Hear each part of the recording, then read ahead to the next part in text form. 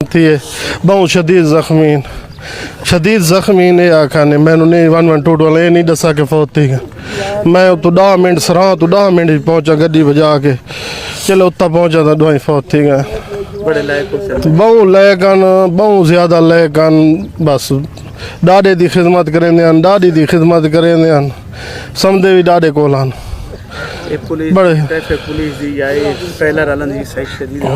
ये गफलत है पुलिस वालों की ट्रैफिक पुलिस वालों की क्यों उतना मकसद है मोड़ दे उत्ते जंग मोड़ दे क्यों नहीं खड़े थे खड़ा में ना पुलिस वाले तो उत्ता मकसद जेड़ा तेज स्पीड होवे तो को डकन रोकन ठीक है ना क्योंकि कानून जो इन्होंने हाथ दे विच ख्याल करें कि ना दे मेरा घर जिमें उजड़े कहीं बेहद ना उजड़े मेरा तो जी कितने तुम्हारे बेटे हैं? 2 बेटे अल्लाह ताला ने गिन के दिन एक 16 साल का एक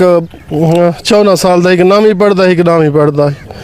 मेरी तो हूँ काशे नहीं रही जी 2 बेटे दो अल्लाह ने गिन के दिन मैं हूँ शादी करन तैयार हाँ भाई बेटे की शादी वड्डे दी करे सां दे साल ओ अल्लाह ताला ने कबर गिन के बच्चे बहुत खसूसियात होनी मेरे बेटे मैं को जी तो अलावा नन बोलते बहुत खिदमत गुजारन बहुत डाडी दी इतनी खिदमत करें ना मैं तू ज्यादा बहुत ज्यादा डाडे कोल समझते थाई डाडे दे कोल रहंदे बड़े मेरे खिदमत गुजार बेटे मैं जेड़ा काम जिम्मे लावा 1 मिनट सी वेंदा जेड़ी गल